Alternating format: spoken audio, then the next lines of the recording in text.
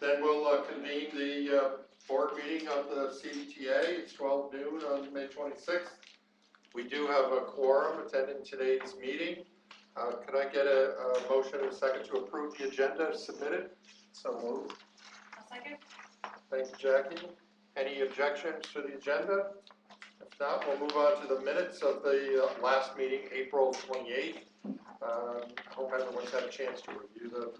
Can I get a motion and a second to approve the minutes? So moved. So moved. A motion and a second. Any changes, edits, additions, subtractions? No. Hearing none, all those No. in favor say aye. Aye. Aye. Opposed? Approved. Then we'll move on to committee reports, and I'll kick it off with the Board Operations Committee that met on May 12th at 9:15 a.m. The committee reviewed agenda for all the committee meetings in May and the items for board consideration today. We received an advocacy update from Lisa Morello, including the state budget update that's now been completed. We continue to work with elected officials to strengthen our the fund sources for the state operating assistance, and we also continue our advocacy efforts with Montgomery County Service, where there's strong support for CDTA operations. CARM reviewed the CEO and company work plan for the last 12 months. A lot of accomplishments and advancements during the course of the year, and CDTA continues to move forward on the right track. CARM also provided a COVID update through April 2021. There's been a slowdown with only a few positives and quarantines among the workforce. There's still some work to be done in vaccinating the remainder of our workforce. And finally, Chris Desney led a discussion on key performance indicators. We talked about different ways to show information in specific areas where measurements are available. There's lots of data available to work with. Almost everything we do can be measured, displayed, reported on, and this includes electronic mediums where board and staff members can look at data, drill deeper into subject areas, either on their own or as part of a committee meeting, and there's going to be more discussion on this in the future. Our next meeting of the Board Operations Committee is slated for Wednesday, June 16th at 9:15 a.m. Via Microsoft Teams or in person here at 110 Waterloo Avenue. Anybody have any questions about that committee report? If not, then we'll move on to Denise Figueroa and the Audit Committee. Thank you. The Performance Monitoring and Audit Committee met on May 19th at 110 Waterloo Avenue and on Microsoft Teams. The first item of business was the Audit Committee and approval of the fiscal year 2021 audit draft. Donna Gonzer and Seth Hennard from Lumsden McCormick, our external auditors, presented the draft year-end audit. We received a clean opinion with no findings or weaknesses. Lumsden reviewed their audit process and approach, along with required communications and the balance sheet. The audit presentation is included in your packets. And at this time, we need a motion to approve the draft financial statements and compliance summary prepared by Lumsden and McCormick. So Thank you, make Georgie. the motion. Get a second? I'll second. Thank you, Jackie. Any questions about the audit? The audit gets posted on the website, I assume, submitted to the authority's budget office. All the above. Probably there's others that get it. Oh, yeah, a lot of people get Read it. it, you can read it. I'm sure again. they read it cover to cover. Read it again in your spare time. Well, yeah, yeah, I do. I read that. It helps me get to sleep. But the good thing about that is, no news is good news. I mean, there's a lot of news in the audit, but the fact that it comes through with a clean opinion year after year, I think, is testament to the work of the staff. Finance staff leads that, but really what they lead is they lead the rest of the organization to ensure that everyone's doing their part to arrive at a clean recommendation. Lots of moving parts in there that are all sort of nicely coordinated. So appreciate it, and Donna and her gang do a great job. very good condition. There's no other questions or concerns. All those in favor of the resolution adopting the budget, the audit, say aye. Aye. Any opposed? Aye. Any abstentions? It's approved. Thank you. Denise, continue. Okay, we have several consent agenda items here. First is the approval of 40-foot bus purchase. As part of our fleet replacement plan, we want to purchase 12 40-foot Gillig buses. These will replace buses that are past their useful life. This is the last order of the 5-year contract with Gillig, which expires in June. The total cost, including warranties and radio installations, is $7.4 million. And we need a motion to approve the purchase of 12 Gillig buses for $7,408,644. Can we get a motion on this resolution? So moved. Thank you, Mike. Second? I'll second. Thank you, Jackie. Any questions about purchase of the buses? No, just that these are replacements, so this is not addition to the fleet. Just make sure everybody knows that. Yeah, discussed at committee last week. No other comments? All those in favor of the resolution say aye. Aye. Any opposed? Any abstentions? Abstain. Mark abstains. The resolution is approved. Thank you. Okay, our next item is approval for purchase of articulated buses. We want to purchase articulated buses to enhance our service operations on the Bus Plus line, and staff recommends the purchase of 4 articulated buses. We need a motion to approve the purchase of 4 articulated buses from our contract with New Flyer for a cost of $3,248,360. And that's on page 17 of your packet. Can we get I'll a, make go ahead. the motion. All right, thank you. Denise, can I get a second on that? I'll second. Thank you, Jackie. Any questions or comments about this action item? Just a little note here, these are not replacement, these are additions, really to the 905. The primary use will be on the 905, where pre-pandemic we experienced crowding conditions, so they would help with crowding. During the pandemic, we experienced, I call it corona crowding conditions. Really though, on that heavily used line, BRT articulated buses are really the way to go. Our plan on Washington Western is to have that whole line be articulated buses. We could probably make the argument that even the blue line could have been articulated buses, but we need to do this to handle, to improve the capacity, increase the capacity. Any other questions, comments? Seeing none, all those in favor of the resolution to acquire the articulated buses say aye. Aye. Aye. Opposed?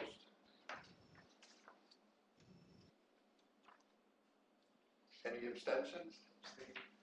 Thank you, Mark. The resolution is approved.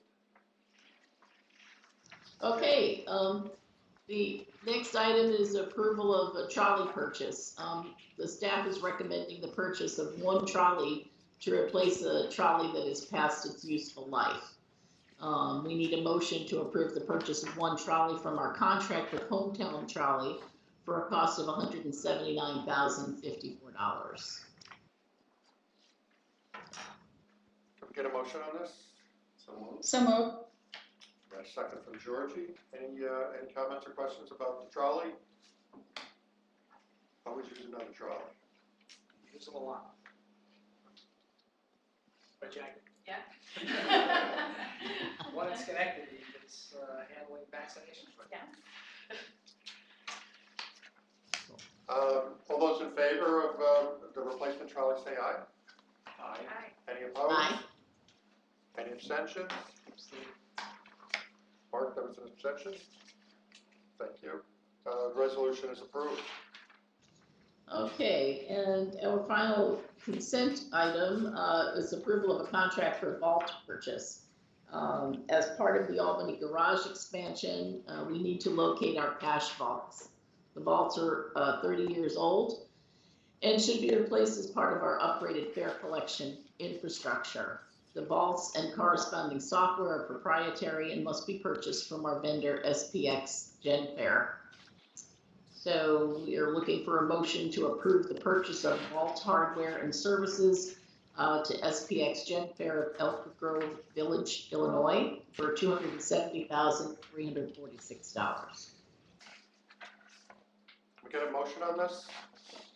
So moved. Second? Second. Thank you, Mike. Any discussion? I just, wonder if we weren't doing a garage edition, we probably would keep the vaults because they're like, old war horses.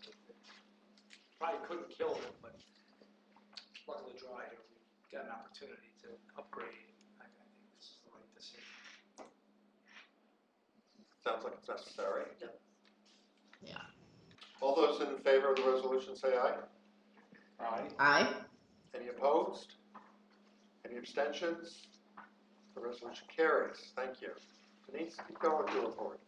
Okay, the next item is the monthly management report, financial management report. Mike Collins provided that report. This is the first month of the new fiscal year. So the MRT continues to be very good with a record $1.6 million in April. Customer revenue and rail station revenue performed well compared to lower budget expectations. And the total revenue exceeded budget by 11.9%. Wages were down 7%, and other benefits, pension in particular, was down almost 20% because the new labor contract does not go into effect until June. Total expenses were down 6.8% for the month. We are in a good financial position to start off the year. We will make a budget adjustment next month due to changes that happened after we approved our budget. Any questions for that for Mike? Okay. And then Chris Desney provided the non-financial report. Ridership is up 55% versus the same time last year. We have to keep in mind that ridership plummeted last year when the pandemic started, so that comparison is not exactly anything to rely on. Star ridership was up 101, but it is a good trend. Star ridership was up 101% from last year for the same reasons as fixed route. Our fixed route on-time performance was 79%. Our Star on-time performance was 84%. And preventable accidents remained steady at 23 and non-preventable accidents at 20. Any questions on the non-financial report?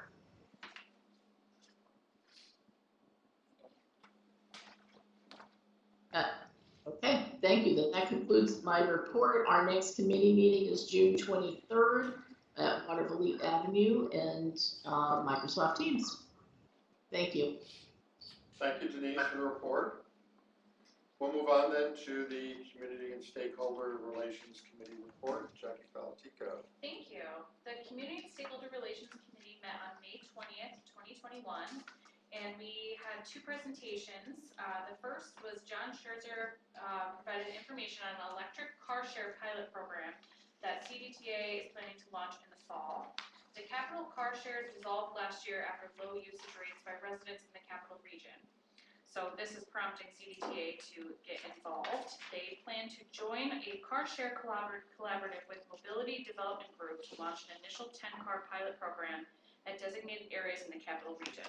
In the coming months, CDTA will formalize the pilot program, reach an agreement with Mobility Development, talk with stakeholders and elected officials, and identify new branding and outreach opportunities.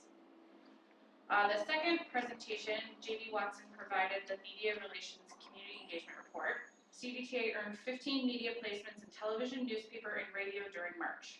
Stories focused on the launch of the Schenectady Green Market Trolley, the re-election of Jamie as the CDTA board chair, and the Stuff the Bus campaign for the United Way's 518 Day. Jamie outlined some of the community engagement activities that CDTA participated in, and noted that many activities are starting to return to in-person events. Some of the activities included promoting COVID-19 vaccines and the 140th anniversary of the American Red Cross. The next meeting of the committee will be on Thursday, June 24th at 11:15 a.m. via Microsoft Teams and here at 110 Waterville Ave. Thank you, Jackie. Anybody have any questions or comments about the report? Just to note, we stopped 3 buses this year. All the items go to the immigrant community. So we're very happy with not 1, but 3 buses. Very good. Good job. I know it. Yeah. Awesome. The 518 days turned into a thing of its own, for sure. We'll move on to the next committee report from Mike Rochon, Strategic and Operational Planning. Thanks, Jamie, and good afternoon, everyone. And it's great to see so many staff here in the boardroom in person, so welcome everyone back. The Strategic and Operational Planning Committee met May 20th at 12 p.m. here at 110 Waterville Ave via Microsoft Teams. We had no consent agenda items. We had 1 administrative discussion item, and that was our bus lane study. Ross Farrell and Brent Irving gave a presentation that explained the concept of bus lanes and reviewed the scope of a bus lane study that is about to begin. Bus lanes are made up of roadway space dedicated exclusively or primarily to the use of buses, whose purpose is to avoid the delays caused by general traffic. Using bus lanes can elevate the concept of BRT and leverage low-cost solutions to improve bus service and infrastructure. We do have several existing examples of bus lanes in the form of Q bypass lanes. And with the implementation of the Washington Western BRT, we will build another 1.75 miles of lane between New Albany and the Harriman campus. As a result of the partnership with CDTC, we are participating in a bus lane feasibility study that will screen the region and identify additional corridor segments to be considered for bus-only lanes. As a result of a previous study and the rollout of the Red Line, downtown Albany has already been recognized as an area with high potential. Moving forward, stakeholder coordination and buy-in will be critical for any future bus lane implementations. The next meeting of the committee will be Thursday, June 24th, 12 p.m. at 110 Waterville Ave and via Microsoft Teams. And that concludes. Yes, Mark. I just wanted to comment. I think dedicated bus lanes are a wonderful idea. Not only improve bus service because buses have a much higher passenger capacity. Rush hours especially, they're very likely to reduce congestion even though they take some load away from individual vehicles. Rush hour is when the congestion is a problem. And I suggest to those of the study that they consider, aside from very congested downtown areas, that the buses will be running less frequently, that combined bus-bicycle exclusive lanes be considered. All part of the study. And the beauty of this study is not just the study itself, right, but it's an effort to build cooperation and collaboration, because CDTA can advocate for either exclusive or shared use right away all we want. If we do not have support of communities, riders, businesses, business owners, parking authority, et cetera, really it's not something I think we can advance. But by building this cooperation and collaboration, I think you've got a heck of a lot better chance of making this work. I see this as one of the final pieces to the bus puzzle, the transit puzzle. We're doing a lot of other mobility things, but as far as the system itself, it's probably one of the last things that's sort of on our to-do list. It's doable. It's a require a lot of cooperation. That's where this study, I think, is really well designed. It's designed to build that cooperation. It seems like it's a well-timed study, too. It just seems like it's the right time to really start this. The presentation last week was very interesting. Good time to do it. Let's see what the results are. Great. Got anything else in your report? That's it? That was it. All right. Thank you. Yeah. We'll move on to the CEO report. Connor. Yeah, thank you, Jamie. Welcome back. Well, the good thing here is a lot of the ground got covered in committee reports, which I like. That's great. But it is good to see everyone back. Even on the board, we've got more people than we've had in quite some time. You will have noticed, actually, we still have the capacity sign up, but we're moving towards opening up our buildings. It's a slow process. Our communication mechanisms need to get out there, but at least how it affects the management staff, pretty much just like every other business. If you're vaccinated, you don't need to wear a mask. You can if you want to. And if you're unvaccinated, we're asking that you wear a mask. It's all on the honor system, just like walked into Stewart's this morning. And, some people had masks on, some people didn't. I mean, I'm assuming that we're all following the rules. But over time, you'll see a lot of these spaces now starting to open up. And really, we want people to be comfortable. And Kelly has led the way on this. I think one of the points that Kelly has emphasized is we want to do this in a respectful way. We want people to continue to respect each other, respect choices that people make or don't make. So that is a work in progress. It seems to get better every day. Monday and Tuesday, I was walking around with a mask on, thinking I had to wear a mask. It just didn't. This morning, I walked into the temperature check station. The temperature check thing, gizmo, was gone. It took me a minute or two to realize, oh, you don't have to do this. So it's a work in progress. However, on our buses, it's a little different. Both federal and state guidance says that customers must wear a mask. Bus operators also are wearing masks. That's a little tougher situation. We're handling it. It's gone well so far, knock wood, but that's going to be a difficult thing, I think, as time goes on. If you're not wearing masks at a store or at a restaurant or at your place of business, and then you get on the bus, you have to remember to wear your mask. You can see the touch points there. But we'll continue to manage that as best we can. Regarding COVID, we had our eyes opened a little bit. Things were real quiet for several weeks, and we had a couple of positives over the weekend. And I think it was just a reminder that the pandemic's still here. So Kelly and her team had to do contact tracing. We notify our community, our CDK community. So we were a little rusty, but we knew what to do really quick. But it was a reminder, at least to me, hey, this is not over. It's still here, and we're going to have to be vigilant. Are you still making your daily report to the governor's office? I am. I don't know if anybody's listening, but I am. I've asked if it's still necessary, but I'll keep doing it until they tell me to stop. Mike and I've got kind of a rhythm now. He texts me, I shoot the email. Well, actually, Kelly texts Mike, and Mike, we've got it down now. I don't know what I would do. I'd probably have to find something else to fill the time.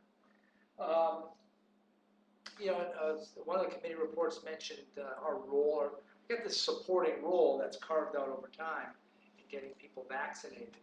The FEMA site at the Armory is closed.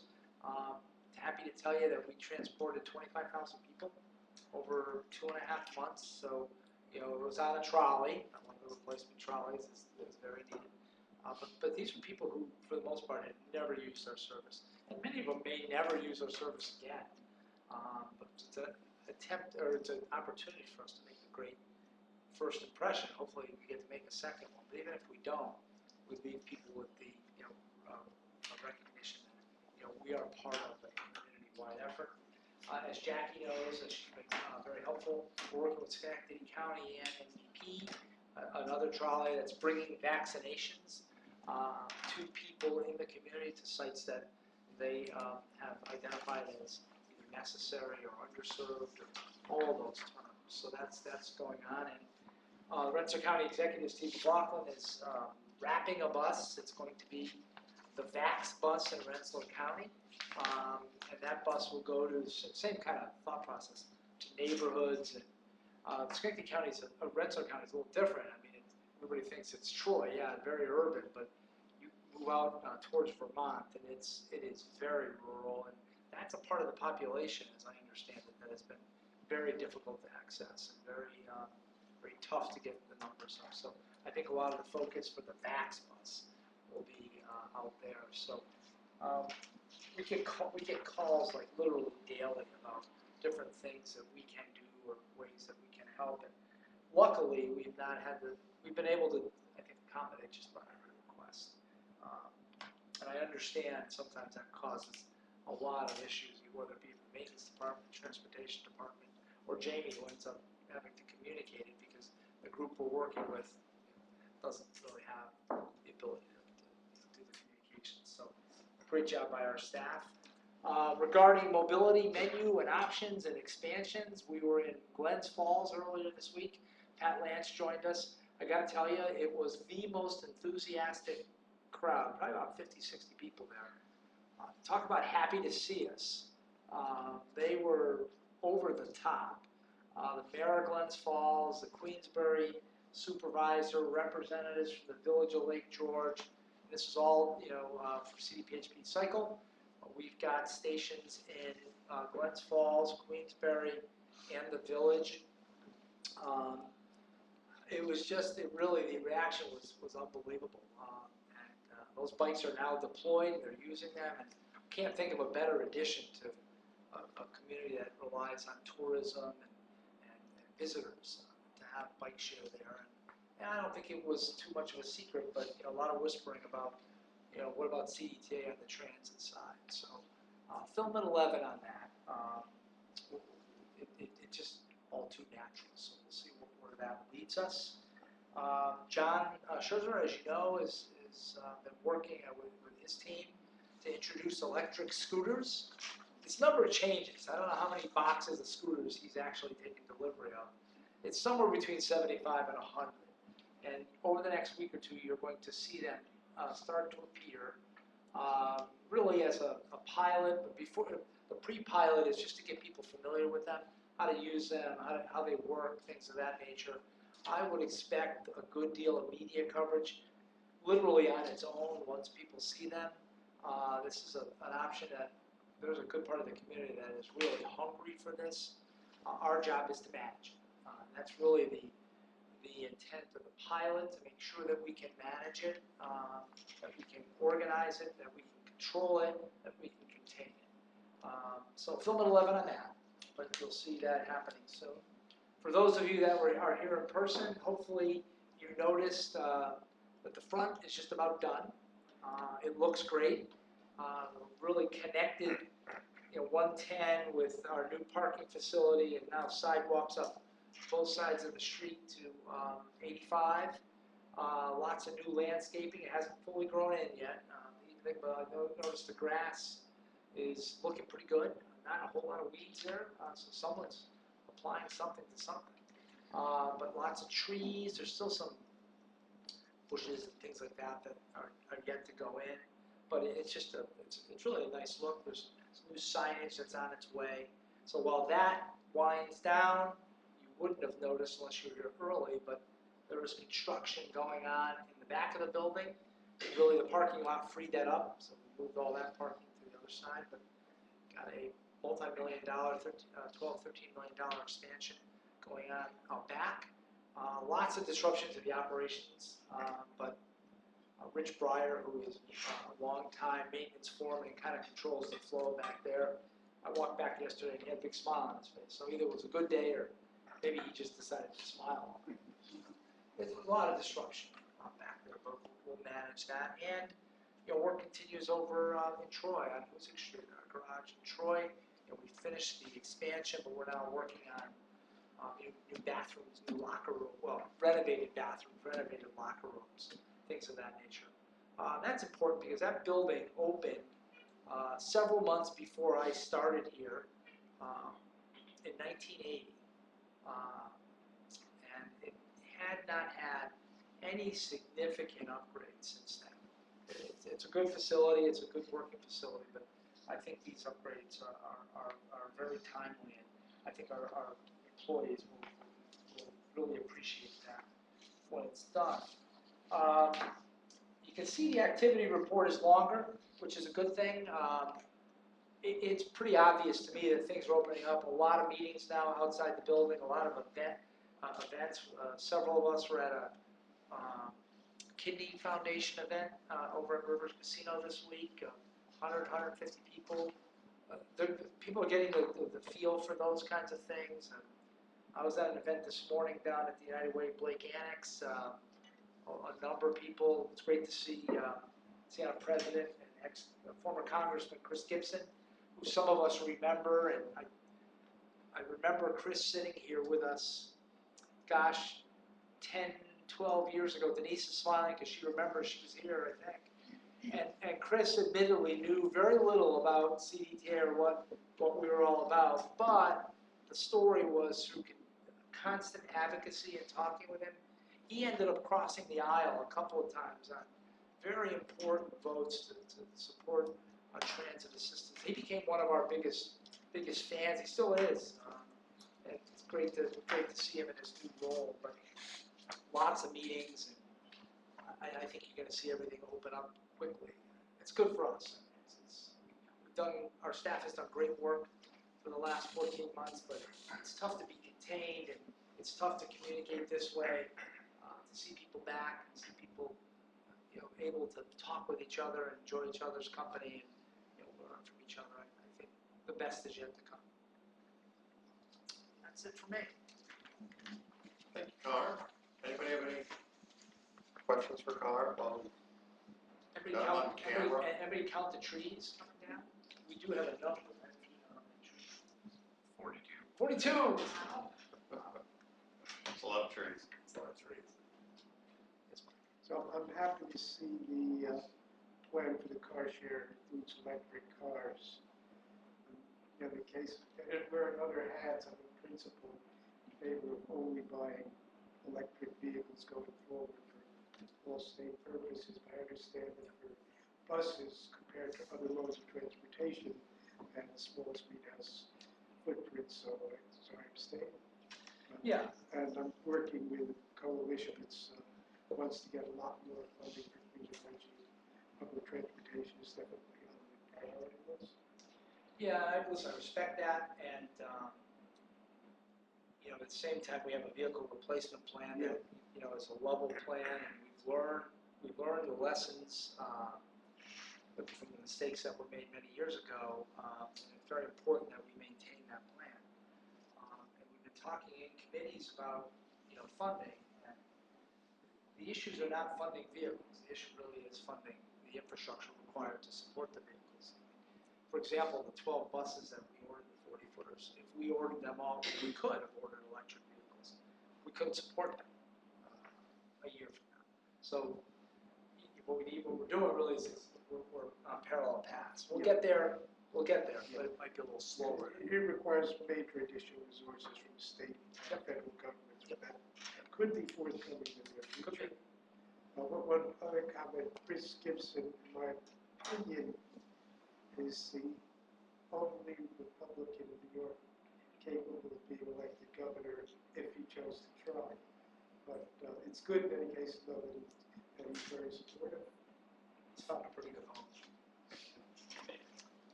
In addition to being a great congressman, a great public servant, great president, he's just a nice guy. You don't usually find all of those. Kind of fault in one of those. He's just a nice guy. Lieutenant Colonel?